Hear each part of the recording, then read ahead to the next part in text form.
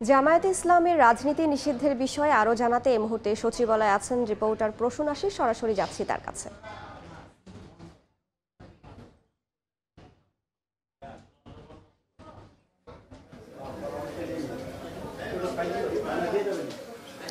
দেখুন, রাজনৈতিক দল হিসেবে জামায়াতে ইসলামীকে নিষিদ্ধ করার ব্যাপারে রাজনৈতিক সিদ্ধান্তটি গত সোমবারই কিন্তু হয়েছিল।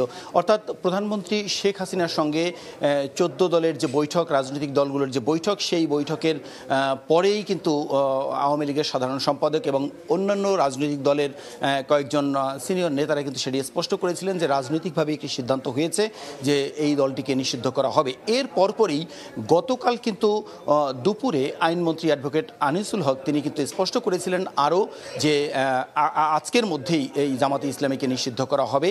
তারপরে একটি বৈঠকও হয়েছে। আমরা সবশেষ আপডেটটি যদি আমরা জানাই এবং প্রক্রিয়াটি যদি বলি, মূলত গতকাল আইনমন্ত্রী মহোদয় আমাদের জানিয়েছিলেন যে নির্বাহী আদেশেই এই সিদ্ধান্তটি হবে। সেটার আমরা সকাল থেকে যতটা খোঁজখবর নিয়েছি স্বরাষ্ট্র মন্ত্রণালয় এবং আইন মন্ত্রণালয়, তাতে করে প্রথমেই যদি বলি যে এই নির্বাহী আদেশটি আসবে মূলত স্বরাষ্ট্র মন্ত্রণালয়ের জননিরাপত্তা বিভাগ থেকে। আমরা যতটা জানতে পেরেছি জননিরাপত্তা বিভাগ থেকে একটি প্রস্তাব আসবে ভেটিংয়ের জন্য, অর্থাৎ আইনগত দিক সর্বশেষ খতিয়ে দেখার যে বিষয়টি, তার জন্য আইন মন্ত্রণালয় তারা একটি চিঠি পাঠাবে। ইতিমধ্যে সেই চিঠিটি এসেছে বলে আমরা বিশ্বস্ত সূত্রে জানতে পেরেছি এবং এইখান থেকে ভেটিং শেষে আইনমন্ত্রী মহোদয় স্বাক্ষরের পর সেটি আবার স্বরাষ্ট্র মন্ত্রণালয়ে পাঠাবে এবং আজকেই বিকেলের মধ্যেই এই আদেশটি জারি হবে বলে আমরা জানতে পেরেছি এবং সেটি নিশ্চিত করে গতকাল আইনমন্ত্রী মহোদয় বলেছেন। কিছুক্ষণ আগেই আমি যে এখন কথা বলছি তার ঠিক 3 থেকে 4 মিনিট আগেই আইনমন্ত্রী মহোদয় প্রবেশ করলেন। তিনি বললেন যে দেখবেন, এইটুকু শুধু মন্তব্য করলেন যে যদি কিছু হয় দেখবেন।